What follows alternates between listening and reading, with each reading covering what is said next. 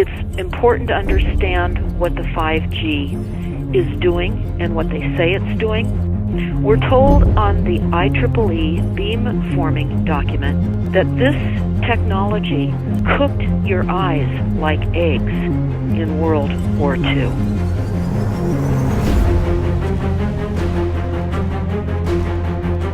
And you all need to understand these are military weapons. These are assault frequencies. If you garner nothing more than that, that's what you need to know. It's microwave radiation warfare, is what this is.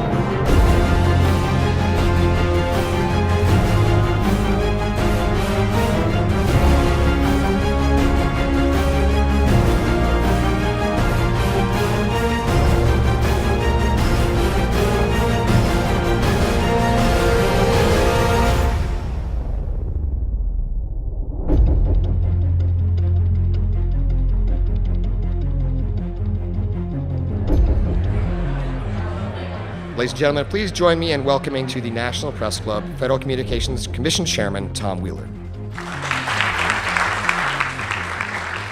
It's an honor to be here at the National Press Club.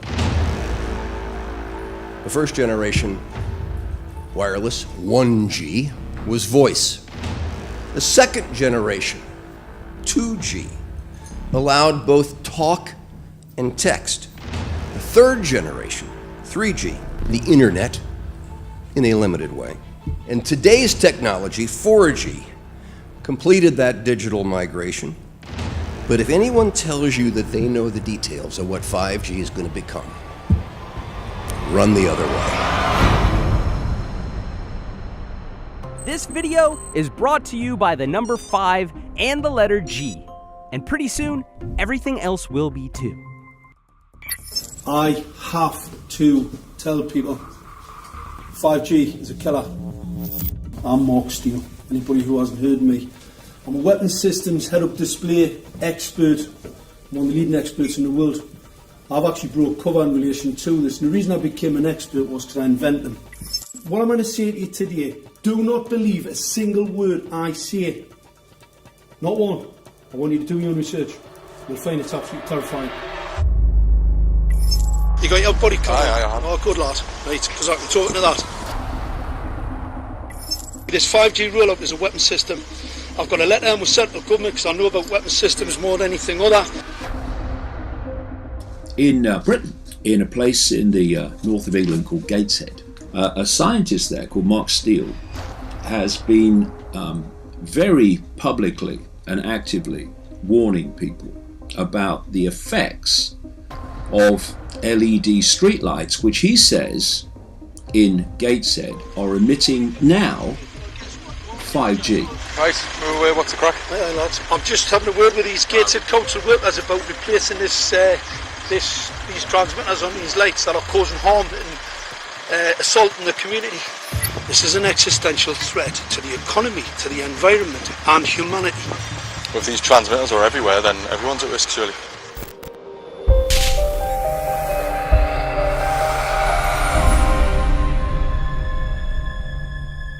There's a lot of confusion about what 5G is.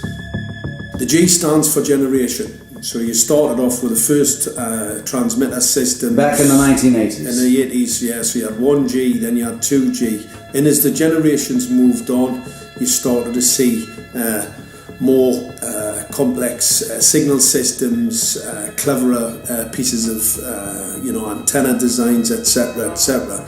So the whole thing became more data, quicker downloads, etc., etc. However, 5G is something completely different. Alright, let's get a breakdown. Let's tell the people what this really is. This is the 5G transmission device. Blinking heck, that's a hell of a beast, that, isn't it? These are the uninsurable transmitters. Just get a good look at that, guys, because obviously I know there's quite a few experts who want to see more detail about the transmitters and the chipsets. Just have a good look, boys. This is the control management system masquerade. There's an antenna there, you see that? What is this phased array antenna here? What's that? This is for phased array, alright? As you'll see, it's got a driver, it's got some chip there. It's one chip. Look at the chipsets on this. This is your dystopian world. What did Gateshead Council say? I'll tell you what, I think we better send some of these educated fools back to school, or just send them to prison, whichever's the easiest. I think prison's probably better. Alright, that's 5G, guys. That's 5G hardware. You must consider the whole part played by electricity in nature. Human beings cannot go on developing in the same way in an atmosphere permeated on all sides by electric currents and radiations. It has an influence on the whole development of man. This life of men in the midst of electricity, notably radiant electricity, will presently affect them in such a way that they will no longer be able to understand the news which they receive so rapidly. The effect is to damp down their intelligence. Such effects are already seen today. Even today, you can notice how people understand the things that come to them with far greater difficulty than they did a few decades ago. Rudolf Steiner, 1924. Rudolf Steiner noted that in 1924, since then our atmosphere has become far more permeated with electric waves of widely diverse types. There's no doubt now that electric waves, electromagnetic forces, cause direct biological effects. There's thousands of peer-reviewed papers on this subject. There's no doubt about it. But what are these effects? How are they affecting us? What can we do about it? We're now at a stage where we're putting in what's called 5G, which is a special type of broadcast for high-density information transfers. And it turns out that this is the same frequency bands that are used in crowd dispersal weaponry.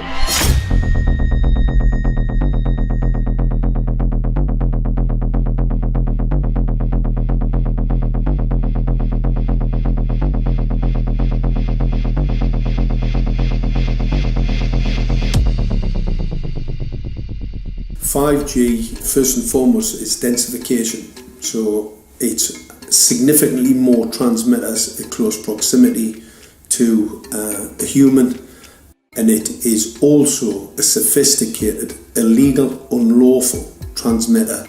What I mean by that is it is a high gain dielectric lens antenna, and what that allows 5G transmitters to do is to 3D map its environment in your home.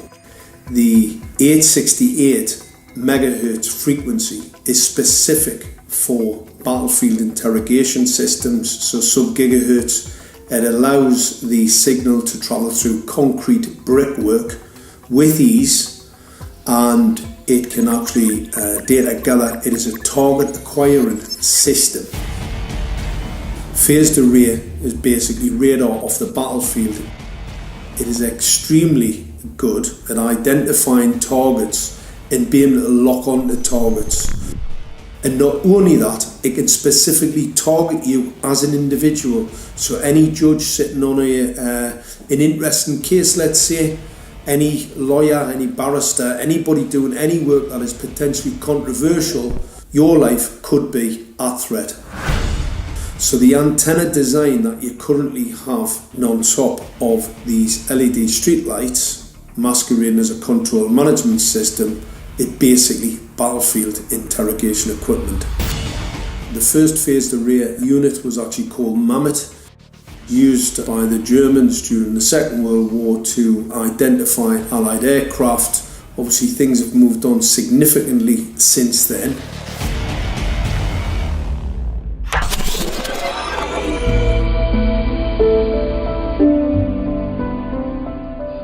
Well, I joined the Royal Navy in 1960, and I specialised in microwave warfare. Radar, obviously, which uses microwave, but they don't just teach you radar, they teach you all about microwaves and other uses. So I understood about microwave warfare and how it can damage people, how it can harm people. Microwaves then were used as weapons, as they are today. It is a perfect stealth weapon, and when governments don't like a group of people, For instance, the ladies who protest at Greenham Common in England about the American missile base they camped, they were microwaved. We microwaved Catholics in Northern Ireland to make them sick.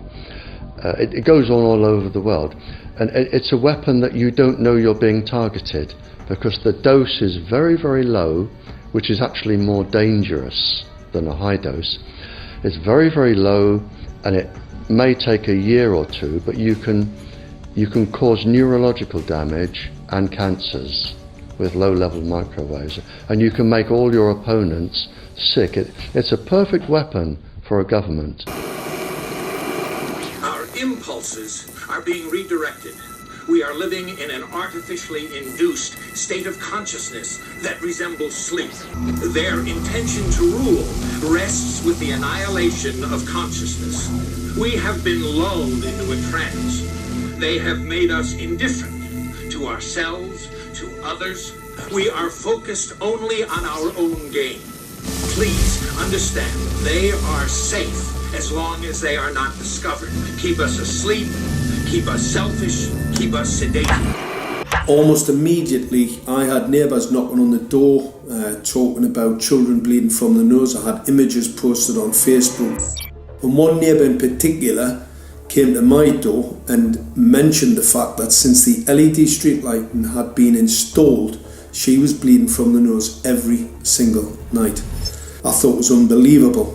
However, I spoke to another neighbour who lived not far from the first lady who mentioned this, and she also confirmed that since the LED street lighting had been installed, she also had started to develop nosebleeds and had never had nosebleeds before in her life. That then put me on a journey to investigate.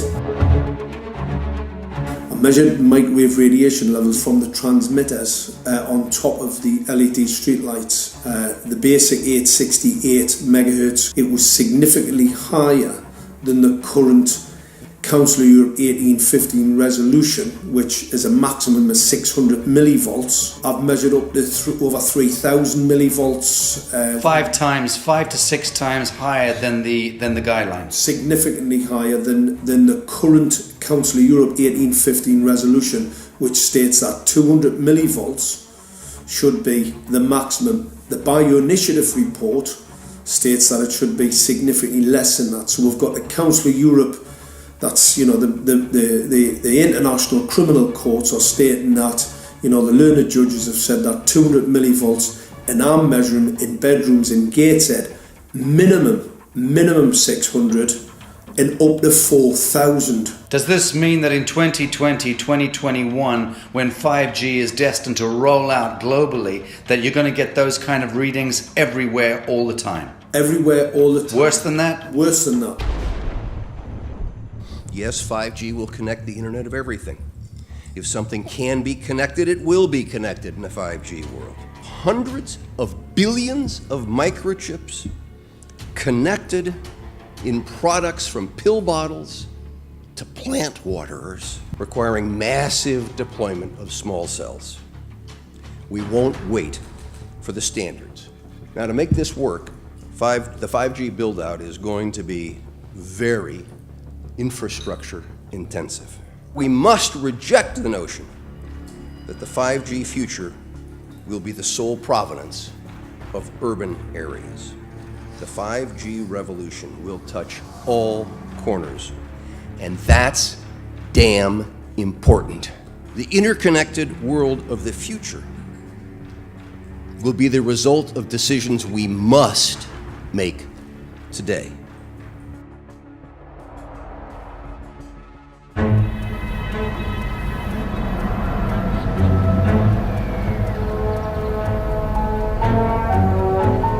The main issue before us today is Senate Bill 637 and Senate Bill 894, the former by Senator Hune, the latter by Senator Knopf.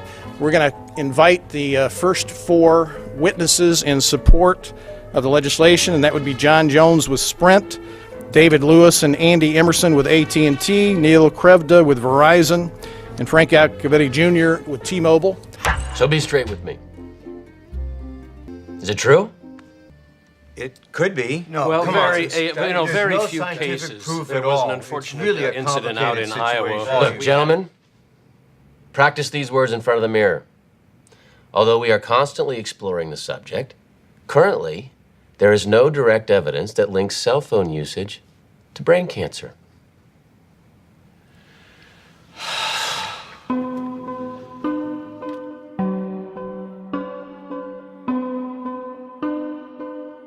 I'm Sharon Goldberg. I'm an internal medicine physician. I've practiced medicine for 21 years, and my background is mostly academic, internal medicine, hospital-based, clinical research, and medical education. I'm a certified Microsoft small business specialist. I worked on space station designing the cabling system for the airlock module, where I was responsible for EMI, EMC analysis, which is electromagnetic interference, electromagnetic compatibility. I am a professor in the Department of Epidemiology, Biostatistics, and Occupational Health, and I teach there both toxicology and health effects of electromagnetic radiation. My name is Daphne Tachover, and I'm the founder of an organization called We Are the Evidence. We are an organization that represents the many adults and unfortunately many children who have become very sick from wireless technology radiation. There seems to be a couple false Easter eggs being put out there right now. I want to make sure we dispel that right off the gate. The effects of wireless on health scientifically are very, very clear. So it's always pushed back to the definition of an acceptable level of radiation. And that's what this is, by the way. This is about radiation. Wireless radiation has biological effects, period. My name is Dr. Angie Kolbeck. I've been reviewing the studies showing the impacts of wireless radiation on our health, and there are now thousands of studies showing the following adverse health impacts to wireless radiation: cancer, oxidative damage, DNA damage, DNA failure. Things like memory, dizziness, anxiety, brain fog. Headaches, nosebleeds, cognitive problem, exhaustion. We have evidence of DNA damage, cardiomyopathy, which is the precursor of congestive heart failure. Short and long-term memory loss, decreased attention spans, lower reaction times, even involuntary contractions of muscles causing misalignments of spines and jaws. Breast cancer. We suddenly have breast cancer in women who have no DNA predisposition. Disrupted immune function and change in stress proteins. Reproductive and fertility effects. There are dozens and dozens of studies that show beyond any doubt what this radiation is doing to our sperm. Now, if you take the cell phone out of your pocket, the sperm will recuperate within 3 to 4 months. What would not recuperate would be the damage to the DNA of the sperm. That is irreparable. The wife of the ex-governor of Indiana was diagnosed with glioblastoma. Same brain tumor Ted Kennedy had and John McCain had. Did you look at John McCain's scar? This is a cell phone brain tumor. LeBron James, one of our sports people, had a salivary gland tumor. That is another cell phone tumor. You didn't hear about it because immediately after that was discovered, he was paid by Samsung to become their spokesperson. We are seeing increases in brain tumors. We're seeing increases in Alzheimer's. We're seeing increases in all of the neurotransmitter diseases, ALS, Lou Gehrig's disease, Parkinson's. These are all disease systems that are known to be associated with low-level energy exposures. We talk about 24/7, around-the-clock exposure, wherever you are and your whole body. You never get away from it. And it seems from our studies that maybe your immune system can cope with for a time, but it will deteriorate. Then the irradiation will definitely damage cells at a deeper level, and the question is what will then happen? These are out of peer-reviewed papers, so these are not just hypochondriacs thinking that they're doing it. We're having real problems with this. This is no longer a subject for debate when you look at PubMed and the peer-reviewed literature. These effects are seen in all life forms: plants, animals, insects, microbes. So 5G is not a conversation about whether or not these biological effects exist. They clearly do. There is scientifically evidence that is so strong that you can be certain that the standards used by the FCC to manage health effects are wrong. We need to start measuring how much radiation are people being exposed to. before we roll out 5G, there are 4 kinds of electromagnetic fields that we know are harmful to human health. So radio frequency radiation, magnetic fields, dirty electricity, and electric fields, okay? Our exposure, any given person, and all humans are affected by EMFs. What is our exposure in a day? It's not one cell phone. It's cell phones, it's multiple wireless networks, it's smart meters, it's cell towers. It's this sandwich, and it all adds up. The data we're going to look at are all published science, testing results, or public standards. At the bottom end of the radiation scale of what's called power density, or signal strength, is the minimum level at which cell phones will work, which was found to be 0.2 billionths of a microwatt per centimeter squared. Pine needles were found to age prematurely at 0.000027. At short-term exposures of 0.05, children aged 8 to 17 experienced headache, irritation, concentration difficulties, and behavioral problems. 0.1 is the biobiology or building biology guideline for extreme concern. 1.0 produced sperm DNA fragmentation and a decrease in sperm viability in vitro. Also at 1.0, the science shows the following bodily effects can occur: headaches, dizziness, fatigue, insomnia, chest pain, difficulty breathing, and indigestion. 2.5 saw altered calcium metabolism in heart muscle cells. 4.0, changes in the hippocampus affecting brain memory and learning. And at 6.0, DNA damage in cells. So, where are smart meters on this list? Electrical Power Institute in December 2010 measured a single Itron smart meter with pulses up to 7.93 microwatts per centimeter squared. Our own testing indicated approximately 8.0 with 1 meter. These tests are at a close distance, approximately 1 foot away from the meter, but an infant's crib could be just as close on the other side of the wall where the meter or bank of meters are installed. Even though there are all these known health effects at levels far lower, Switzerland, Liechtenstein, and Luxembourg see fit to set the standard at 9.5. And China, Poland, and Russia, 10.0. This is the same level at which behavior has been altered, producing reflexes of avoidance following 30-minute exposures. A room of 12 smart meters, very common and even a conservative number in an apartment building, tested at 19.8 microwatts per centimeter squared. This is hundreds of times higher than levels which clearly indicate harmful effects. So, how can utilities and governments get away with forcing these devices on everyone? This is how. In Canada and the US and several other civilized countries, the safety limit is set at 600 to 1,000 microwatts per centimeter squared. This so-called safety limit is literally tens of thousands of times higher than levels which are known to damage health, according to peer-reviewed published science.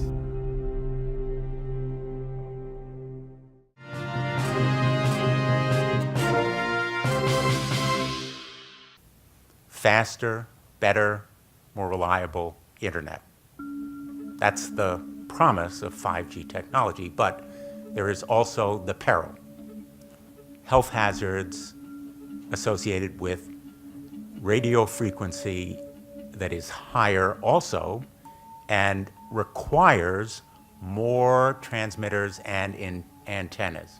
And the stark, simple fact is the health hazards are unknown and unstudied.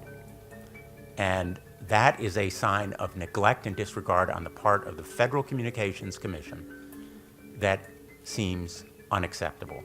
There have been no answers so far. The FCC basically has said everything's fine, but in order to reach a conclusion about the health and safety of this new technology, we need facts.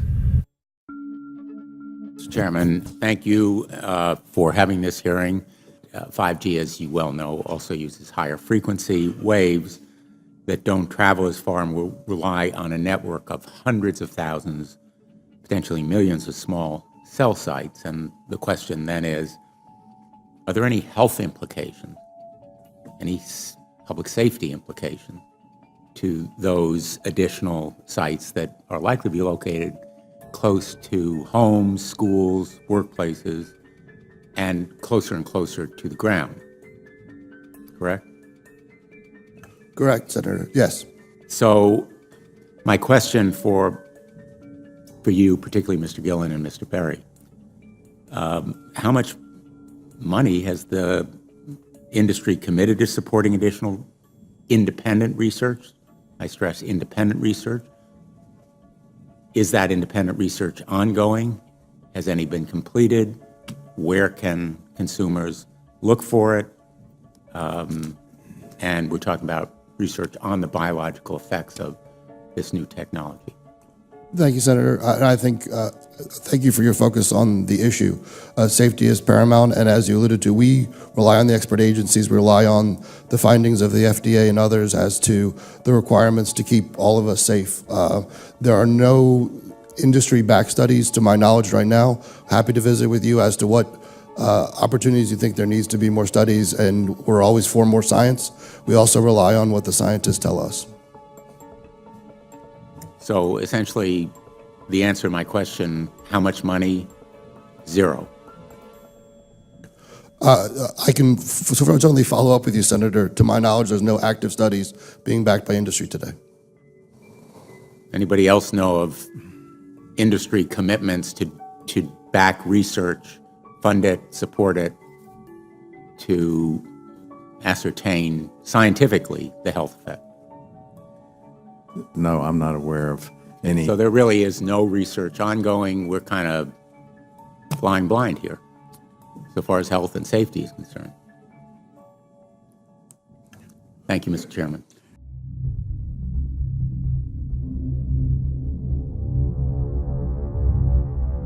You're a trained medical professional. Yes. We don't have one on the panel. What are we to make of the American Cancer Society, for example, telling us there's no evidence of harmful product? Many of these organizations have conflicts of interest. Very briefly, if you can, what do you mean by conflict of interest? One of the first things that you teach residents is that you always have to look at the funding. There's a tremendous amount of sponsored research by people who are hired to do studies to find no effect.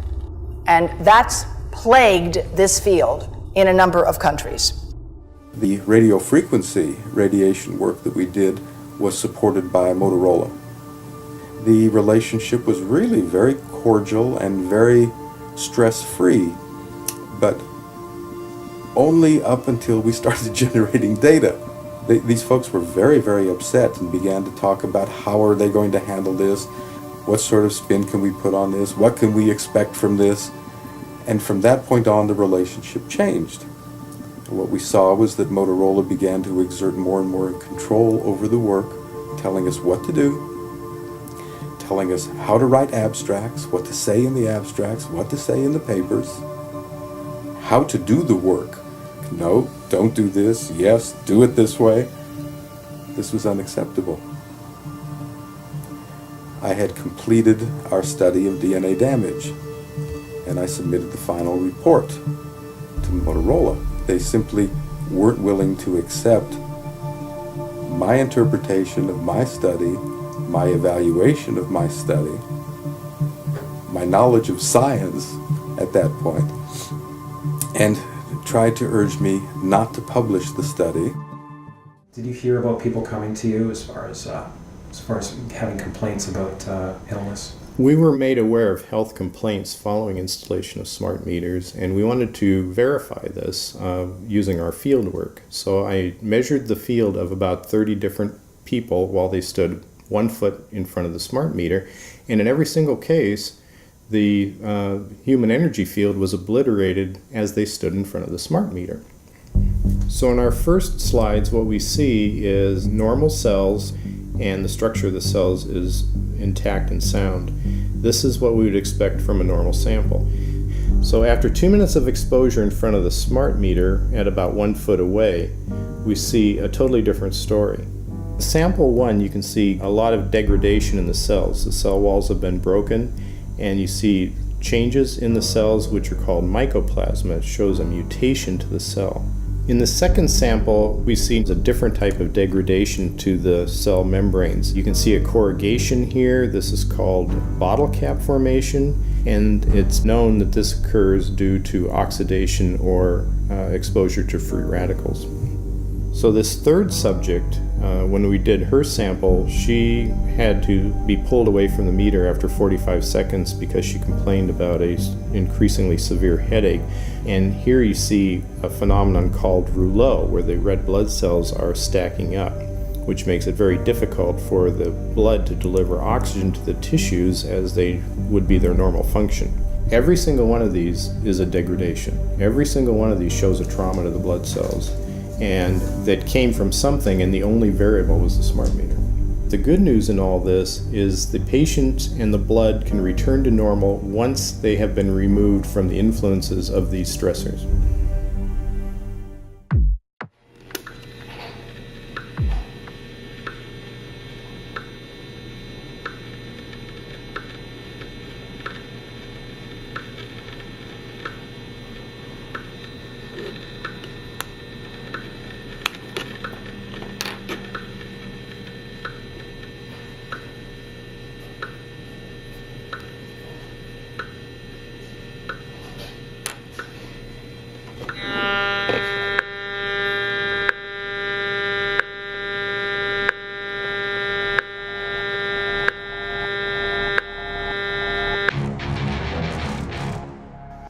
Some of the effects that we can look at, well, one thing is just our regular Wi-Fi, 2.4 gigahertz.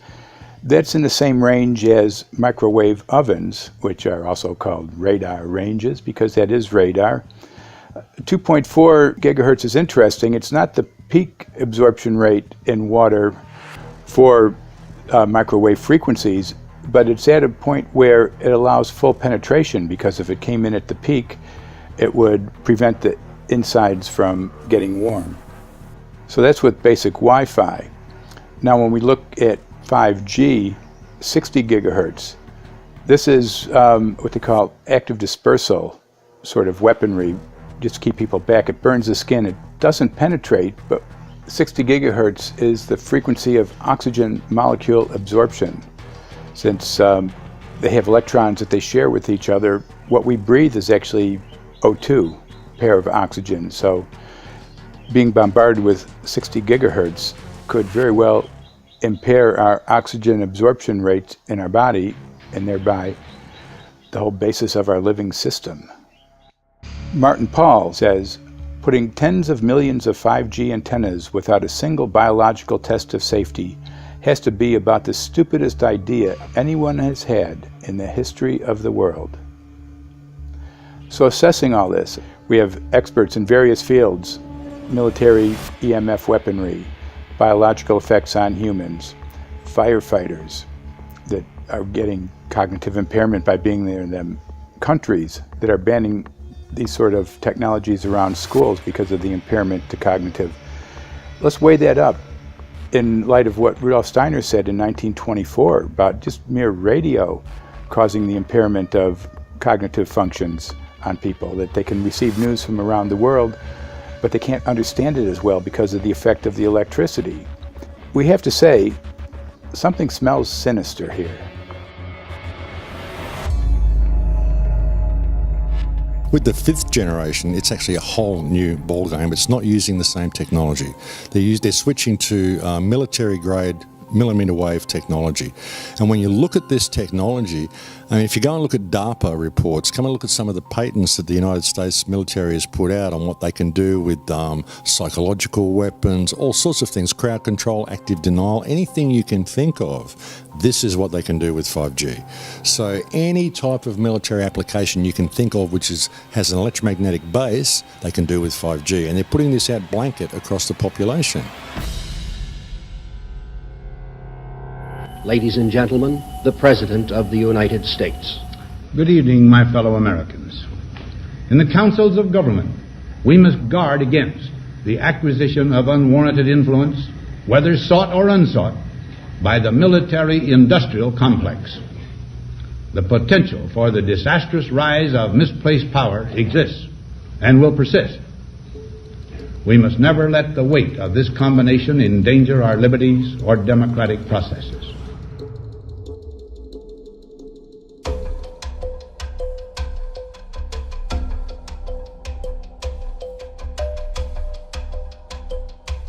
The FCC is a capture agency. They probably conducted what I believe to be the biggest fraud on the public ever conducted. The FCC has been described by Harvard University's Center for Ethics writer Norman Alster as the most captured agency in D.C., acting more as an industry cheerleader than a regulator. This is especially true today with 5G, where there are serious safety concerns and potentially misleading information coming from the FCC. For example, the previous chairman of the FCC is Tom Wheeler. He was the head of the Wireless Lobby Association for 14 years. Now remember, Obama told us there would be no lobbyists in his administration, so he took the biggest lobby and put him as a head of the FCC. And that's damn important.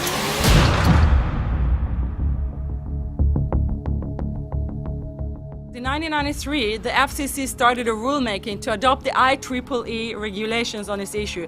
IEEE is an engineer association. Why is it that we adopt regulation of engineers who maybe know how to measure this radiation when it's passing a wall, but not when it's passing a body? All our health agencies objected it, saying that it makes no sense to adopt engineer association, that they had not even one biomedical person on their team. They're effectively indemnified against adverse health impact lawsuits when the acceptable limits are higher than the limits actually shown to show harmful health effects. The FCC guidelines were developed for short-term exposures, 6 minutes, 30 minutes, depending on it's a phone or an outdoor exposure.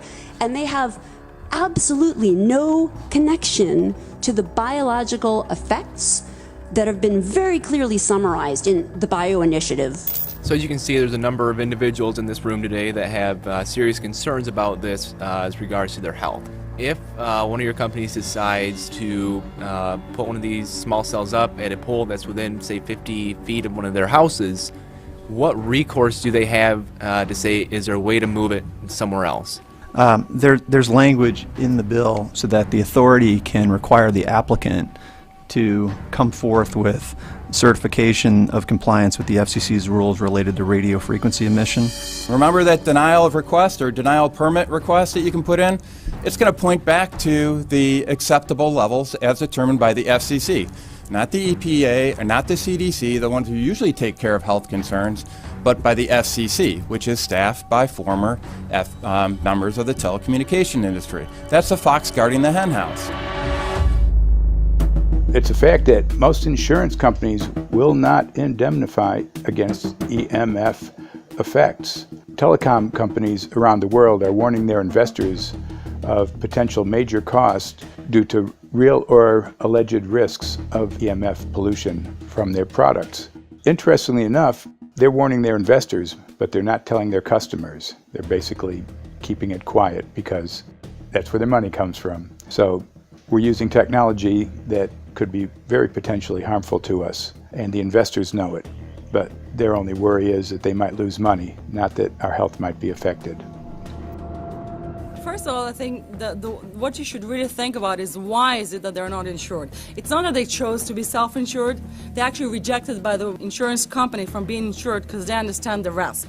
And so the insurance companies, the big insurance companies, will not insure the telecommunications? So there's insurance companies, and then there's what's called secondary insurance companies. Secondary insurance companies are the insurance companies that insure the insurance companies. So in an event that an insurance company, let's say I insure Verizon, and it may not be able to meet the claims, then the secondary insurance company is kicking in. Like Lloyd's of London? Sorry? Like yes, Lloyd's of exactly. London? So two leading ones would be Lloyd's of London and Swiss Re.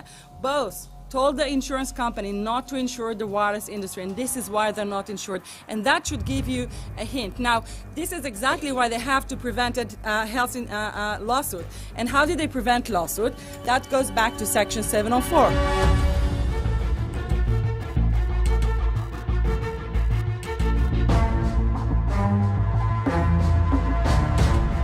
Section 704 was passed in 1996. This is how our rights in regards to health were taken away by the wireless industry. What this legislation did, it gave the power to regulate the health effects of wireless technology to the FCC. FCC is a spectrum auctioning agency. It's not a health agency. They don't even have one biomedical person on their team. And then the other thing that Section 704 did, it actually took the power from the states to regulate location of cell towers based on health. And what does it mean? It means that if they want to put a cell tower in front of your home, you cannot go to your city council and say, hey, stop, I don't want it. I just heard in a lecture that there are 10,000 studies proving that it's harmful. I don't want it. My child is sick. They will tell you, stop. You're not allowed to mention this in the city council because Section 704 says that if you will, and if the application will be rejected, the city will be sued, can be sued by the wireless industry.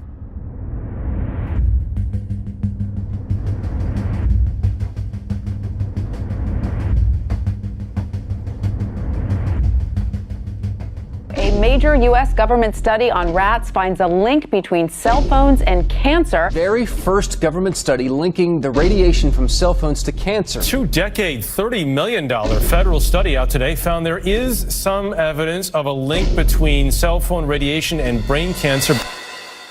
Professor, what is the NDP? I've heard that study several times. NDP is what? So it's a $25 million study on rats and mice that was supposed to demonstrate that there were no effects of radiation below thermal.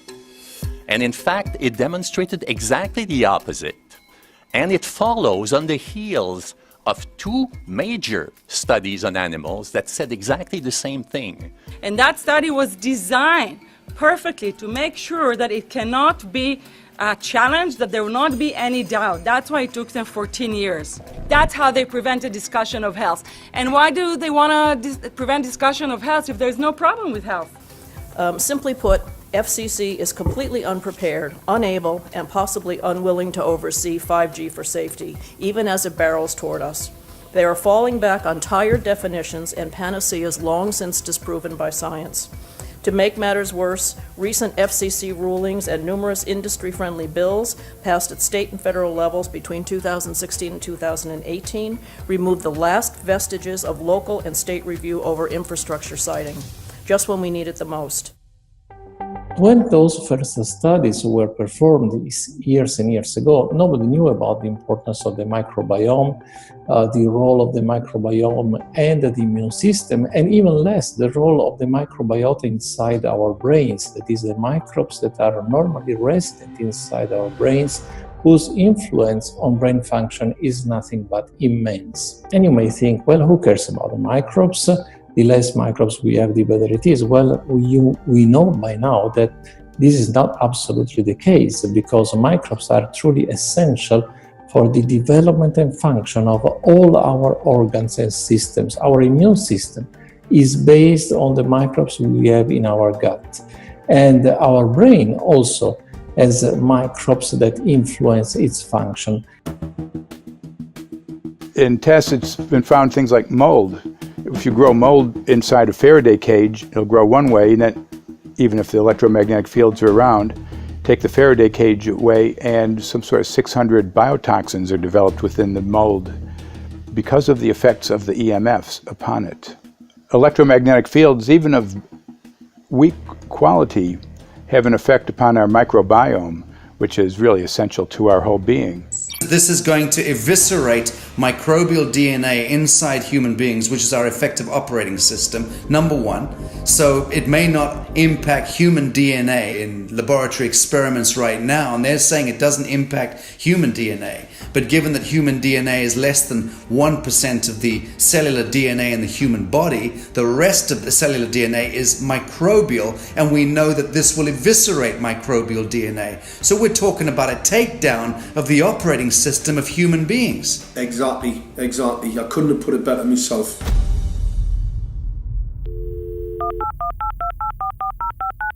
John Brandt. Good morning, Mr. Brandt. Wow, this is Amanda from Virginia. Hi, how are you? Hi, I've been trying to get a hold of you for months now. You guys are covering up chemtrails.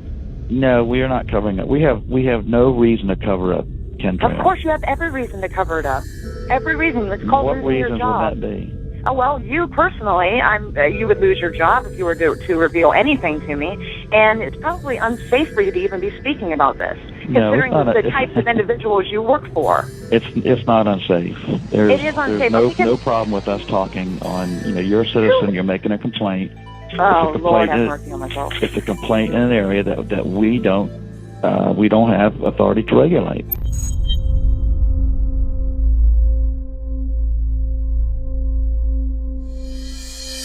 So the connection between chemtrails and 5G.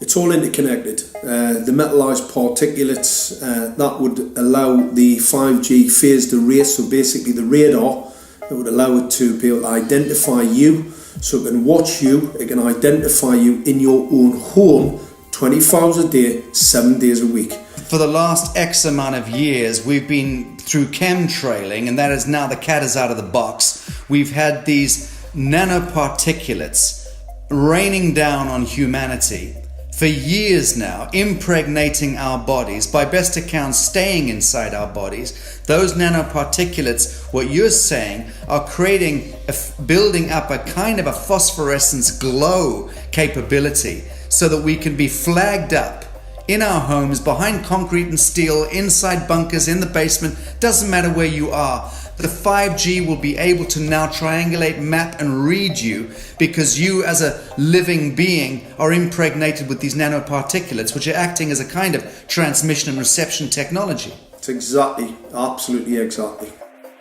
You have to consider that DNA also works as a fractal antenna, which is able to send and receive and also to process signals under the form of radio frequencies. Well, then there is no doubt that artificial radio frequencies, such as those of cell towers, and in particular these new types of towers that have a much higher density of signals, they may somehow interfere with the ability of DNA to retain and transmit biological signals. So this is one level of danger that very few biologists are aware of.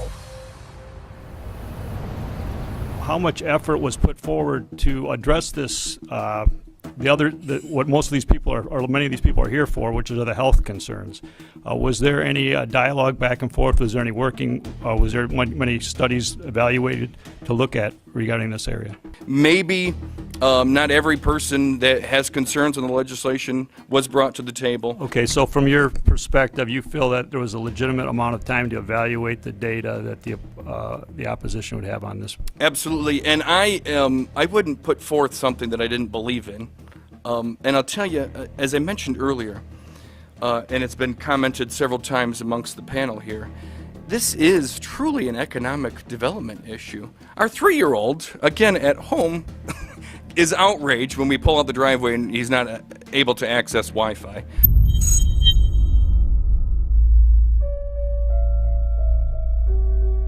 I think anyone who puts Wi-Fi into a school should be locked up for the rest of their life. I really do. I think they're not fit to walk on the surface of this planet because they haven't looked at the research, and whatever incentive they have, it is not worth the genetic problems that parents are going to face with their children when they're born.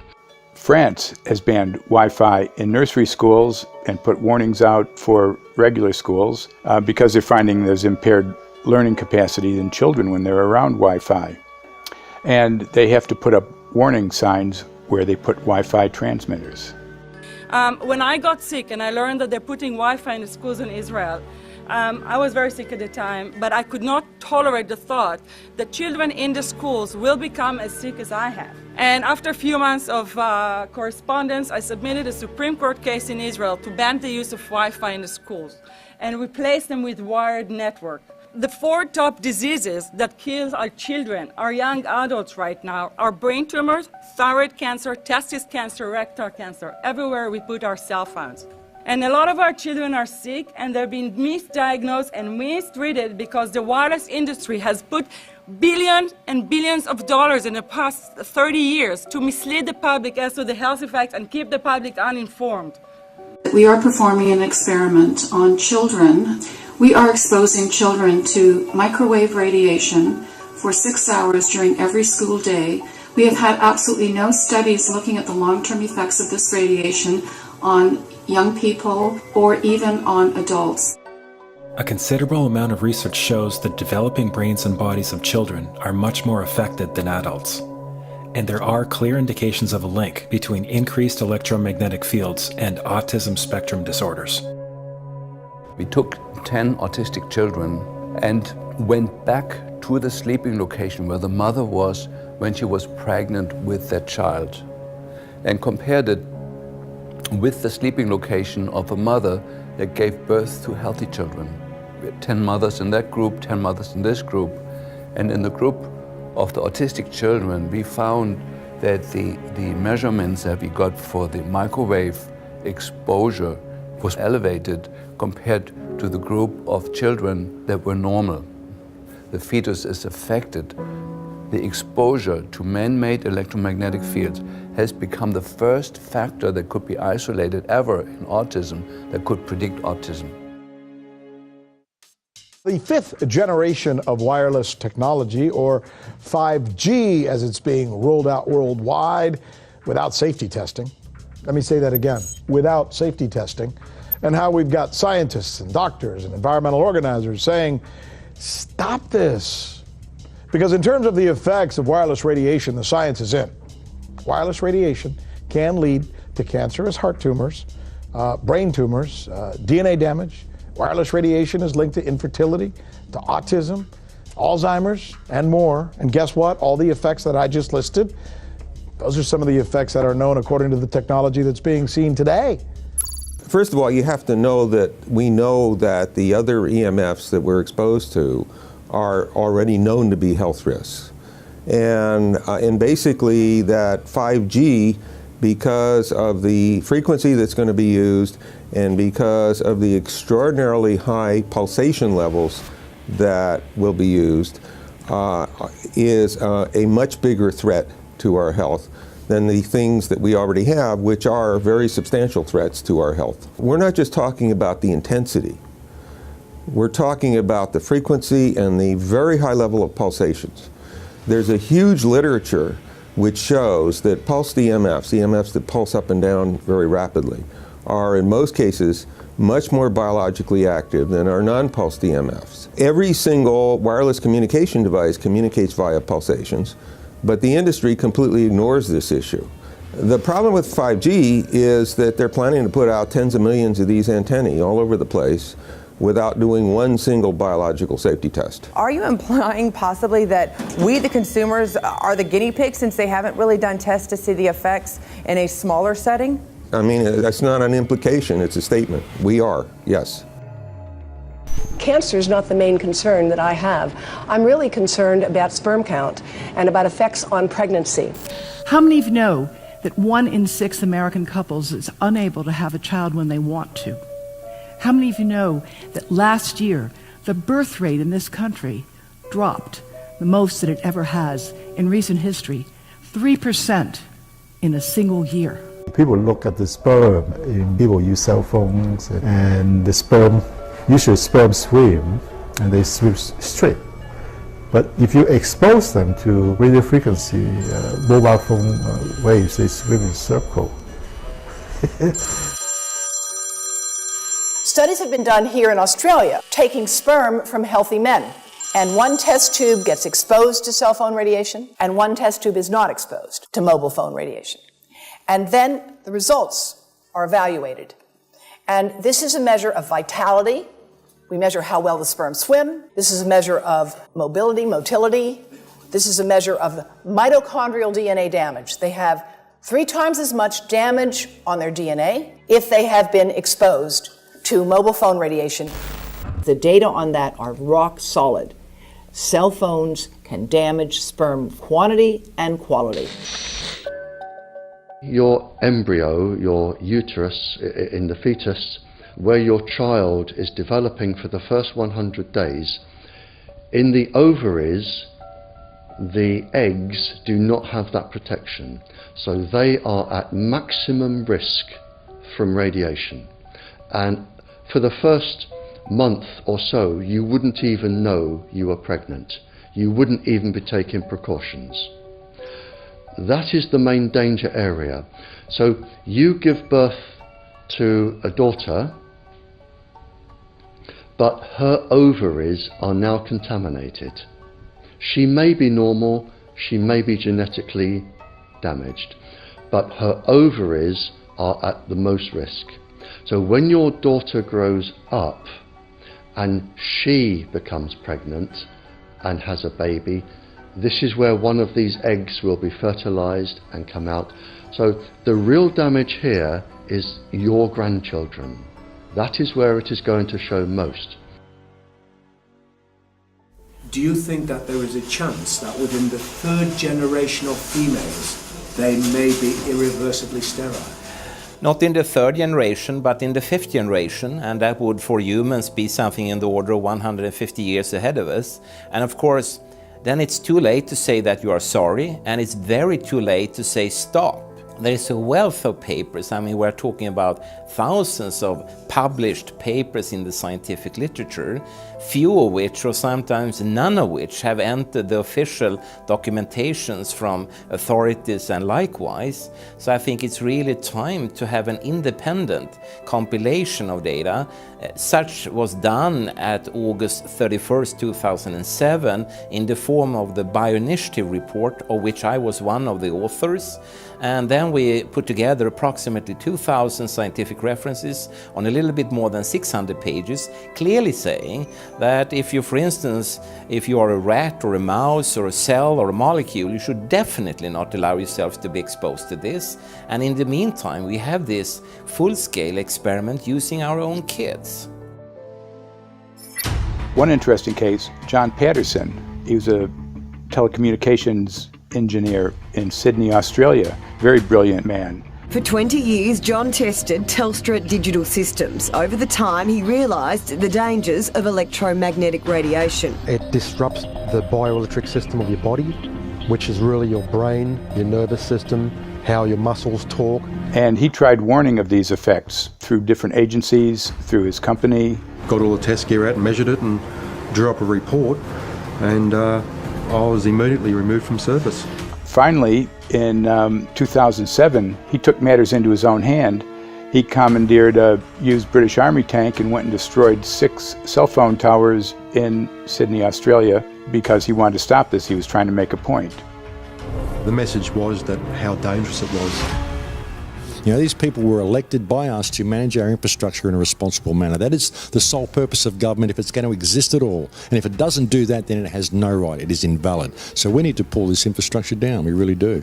But in order to do that, I mean, we can't just be some violent domestic terrorist. You've got to bring this awareness to the people that these towers are doing them damage. You don't need bandwidth that fast. And they're not doing it so you can download movies quickly. They're doing it so they can track every single thing you do and bring in this social crediting system to control even everything you think.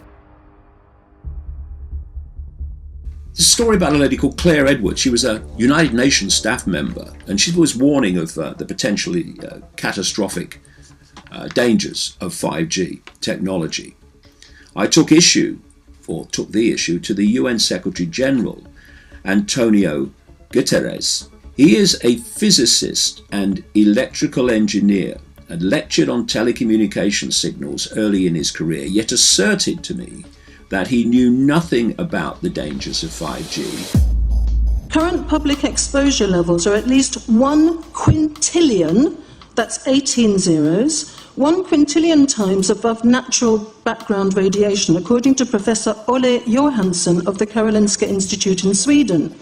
The highly dangerous biological effects of EMFs have been documented by thousands of studies since 1932, indicating that we may be facing a global health catastrophe orders of magnitude worse than those caused by tobacco and cigarettes. 5G is designed to deliver concentrated and focused electromagnetic radiation in excess of 100 times current levels in the same way as do directed energy weapons. There is currently an international appeal signed by 237 EMF scientists from 41 nations urging the UN and particularly the WHO to exert strong leadership in fostering the development of more protective EMF guidelines, encouraging precautionary measures and educating the public about the considerable health risks, particularly the risks to children and fetal development. Sorry, because we are talking with someone that is a little bit ignorant on these things. You're talking to the Wi-Fi systems? I become worried because I put those devices in my house. I will have to, I confess my ignorance on this. We will have to, but I'm going to raise this with WHO, which I think is the organization that might be able to deal with it properly, because I must confess I was not aware of that danger.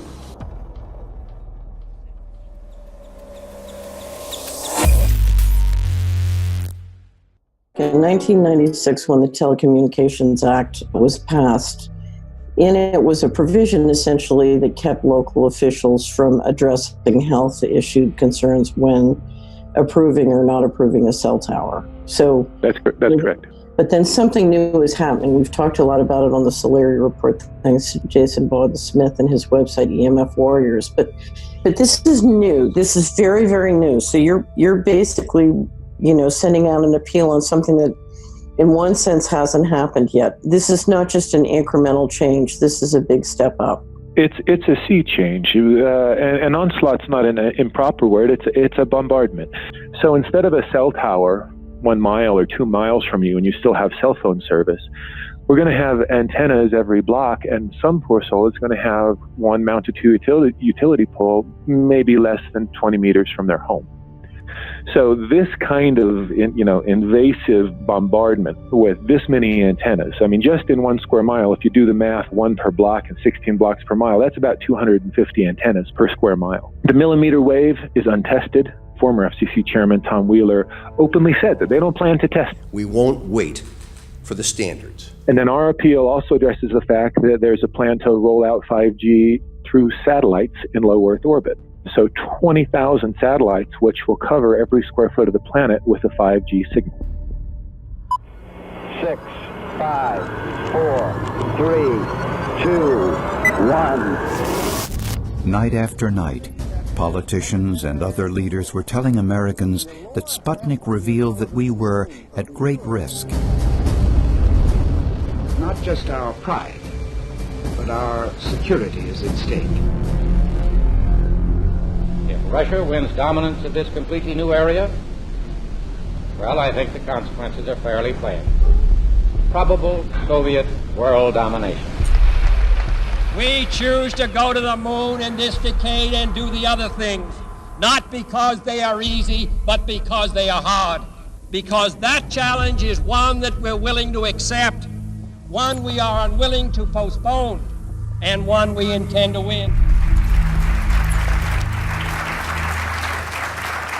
Welcome, everybody, to the White House. This is White House 5G Summit. My name is Justin Clark. I'm the Director of Public Liaison, and we are thrilled to have you here today. Really happy to be joined by a lot of leaders in industry, members of Congress and the Senate, White House leaders on this, and people from the FCC. Before we start, one, we are government, so don't assume we know anything, okay? I do agree, I don't know anything.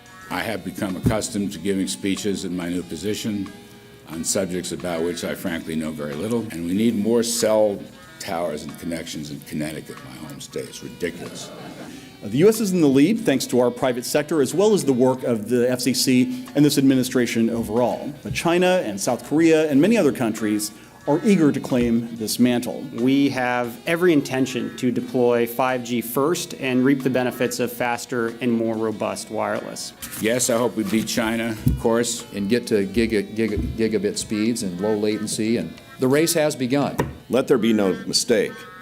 The race to 5G is a sprint. Winning the global race to 5G, it's a national priority. We must bear in mind the national security implications of winning the race on 5G. Today we're talking about the importance of being first in 5G, continued commitment to putting America first in the race to 5G. We're calling it America First, 5G First. Well, our strategy is called the 5G FAST Plan, a plan to facilitate America's superiority in 5G technology. Connected devices for health applications, which I love, has the capacity to make people healthier, as I understand it, a lot of medical applications. Industry is not asking the government for money to build 5G networks. They're asking us to cut the red tape that surrounds infrastructure deployment. We cannot let today's red tape strangle the 5G future. The red tape slows and sometimes stops the building of densified network facilities necessary for 5G. As we continue our efforts to keep government out of the way so that America can continue its leadership for America to win the race to 5G. One path is the government regulatory path. The other path is the private enterprise free market. Gales of creative destruction, Schumpeter path. Have you ever heard that? Gales of creative destruction? It just means let it rip. The new replaces the old. With 5G, we're on the cusp of another era of American innovation. It means an even more connected world for everyone around us, unlocking the potential of the Internet of Things to become safer, healthier, and more sustainable for our future. You know, sometimes, look, we all believe in the 10th Amendment, but sometimes you have to override it.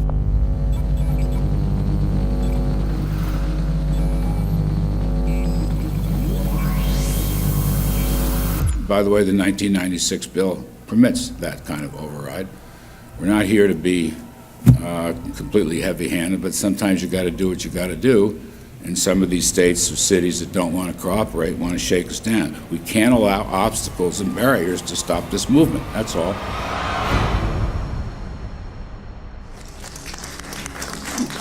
And this happened in Canada. I mean, there were some activists I was working with up there that said, well, you know, we won a victory. We got the Public Utilities Commission to allow us opt out. And I said, boy, that's divide and conquer. They just got rid of the people that were raising hell. So, you know, that's not the answer. We need to opt out everybody. An opt-out is an agreement to pay to not be harmed. An opt-out is volunteering into extortion. An opt-out says that if I don't pay you, you have the right to harm me. So that doesn't work. This is a mandate. This is being pushed down your throat by a company that is not responsive, by a government that is not responsible, and it's being done in a collusion that's designed to undermine the individual rights of individual people in communities across the country and around the world.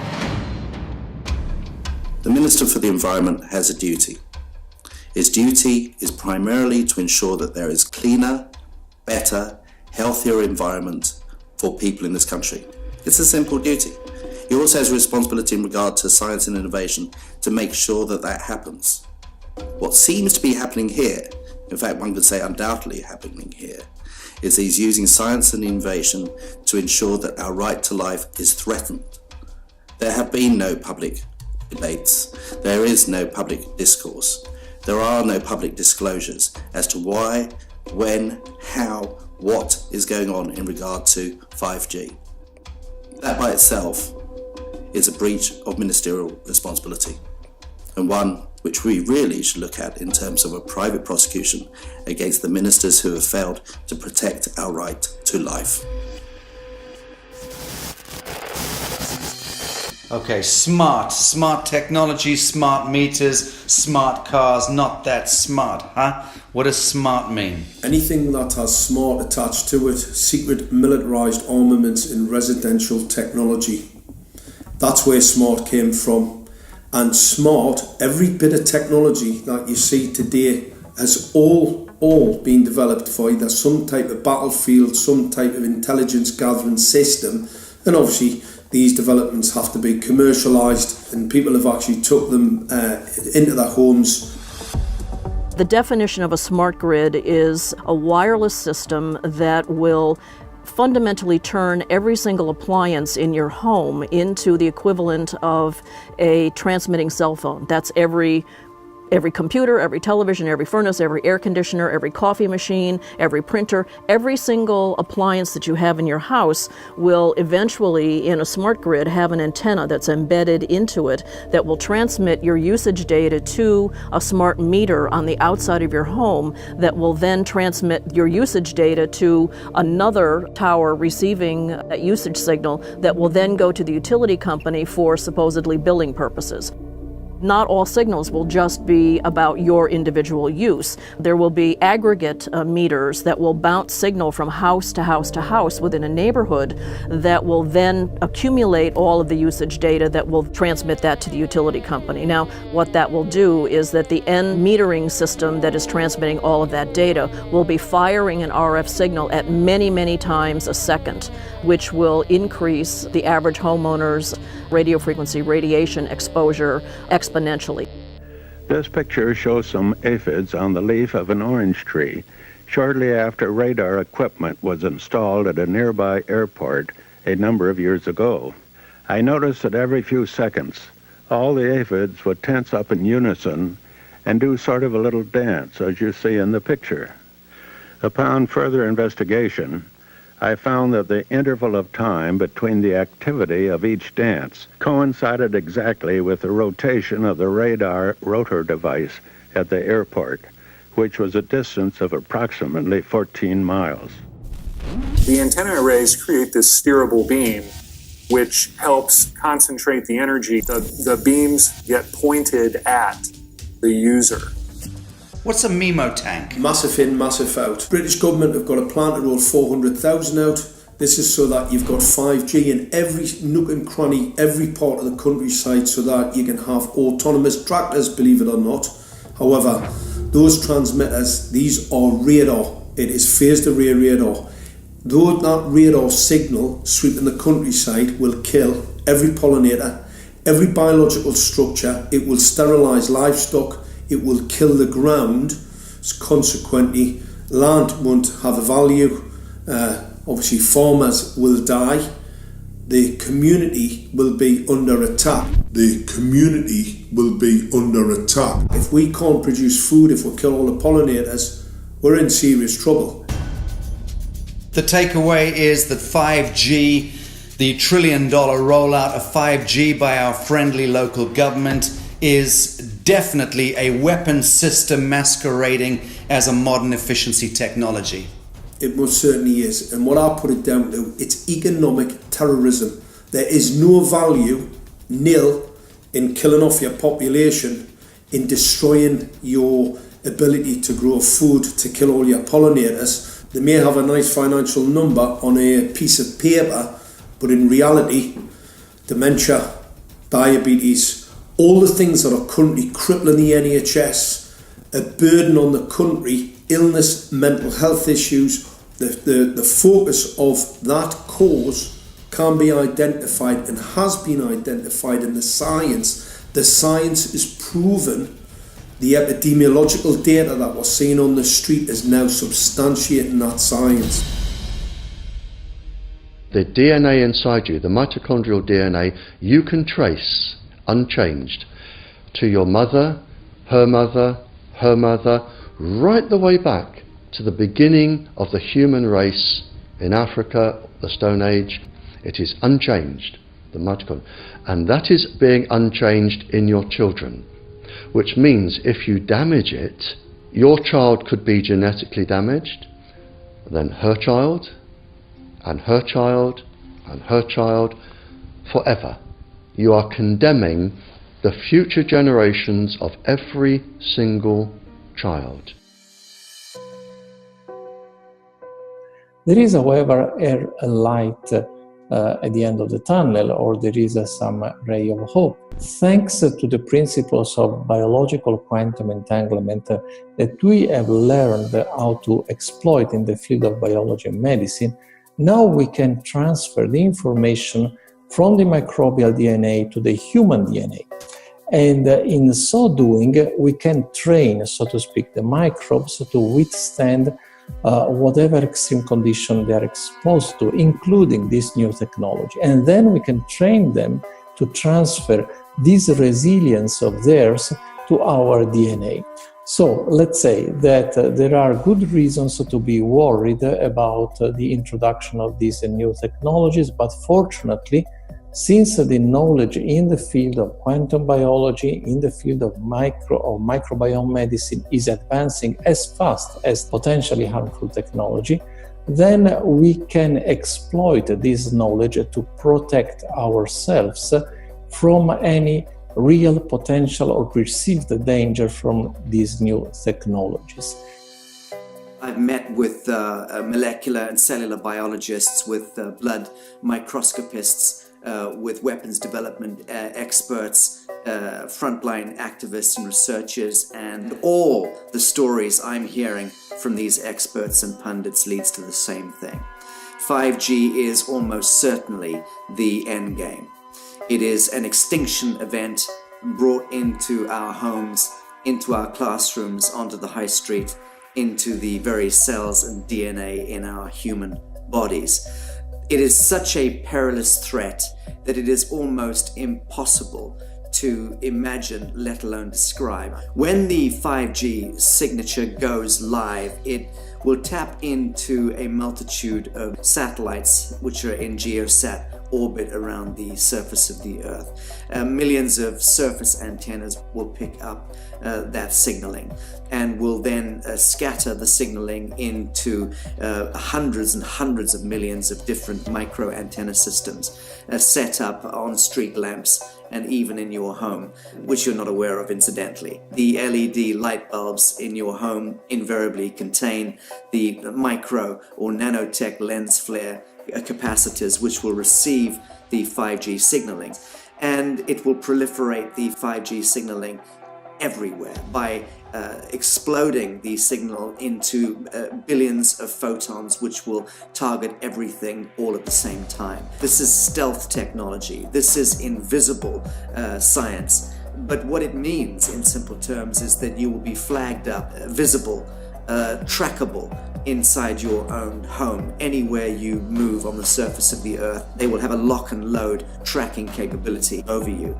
You will be visible to invisible masters, each one of us, all the time. Today, our governments and the corporate sector have managed somehow to infiltrate the mainframe of our civilization and are pushing through a $20 trillion infrastructural rollout without any, and I mean without any, health science running behind it. There have been no tests. Your government and your health authorities are either in collusion on this matter of genocide and ecocide, or they're just damned stupid, and I would suggest it is the latter.